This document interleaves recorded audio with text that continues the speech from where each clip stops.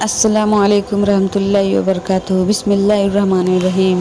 پیارے نبی نے چاند کے 2 ٹکڑے کر دیے۔ ایک بار مکہ کے کچھ لوگ ہمارے حضور کے پاس آئے۔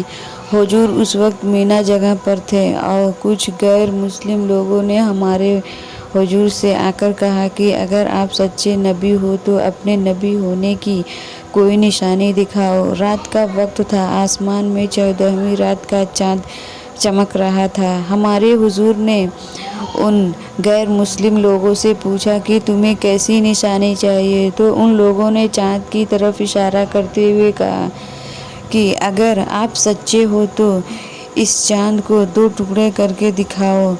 اگر آپ ایسا کر دو گے تو پھر ہم لوگ آپ کو اپنا نبی مان لیں گے۔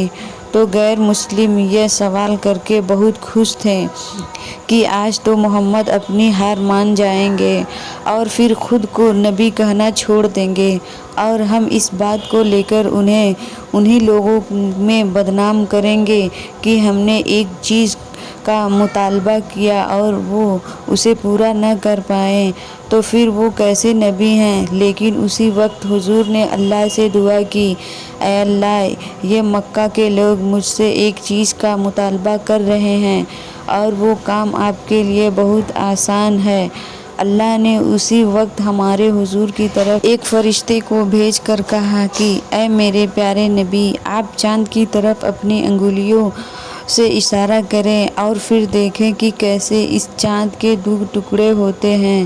ہمارے حضور نے چاند کی طرف اپنی انگلی اشارہ کیا تو اچانک چاند بیچ سے ٹوٹنے لگا اور پھر دیکھتے ہی دیکھتے اس کے 2 ٹکڑے ہو گئے۔ ایک ٹکڑا اتر کی طرف چلا گیا اور دوسرا ٹکڑا دکشن کی طرف۔ یہ دیکھ مکہ کے لوگ کہنے لگے کہ محمد نے تو چاند پر بھی جادو کر دیا، اور وہ لوگ ایمان نہ لائے۔ لیکن ان میں سے کچھ لوگ یہ دیکھ کر اسی وقت مسلمان ہو گئے۔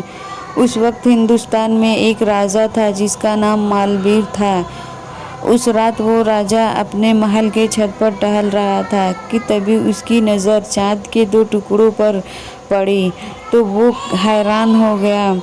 لوگوں سے معلوم کیا کہ ایسا کیوں ہوا تھا تو کوئی اسے صحیح خبر نہ دے سکا۔ کچھ دنوں بعد ایک بہت بڑے گیانی آدمی نے آ کر راجا کو بتایا کہ اے راجا، خبروں سے معلوم ہوا ہے کہ عرب کے دیش میں ایک آدمی ہے جو خود کو نبی کہتا ہے، اور جس رات چاند کے 2 ٹکڑے ہوئے تھے اسی رات اس کے شہر میں کچھ لوگوں نے آ کر اس سے کہا تھا کہ تم چاند کے 2 ٹکڑے کر دو، ہم تمہیں نبی مان لیں گے۔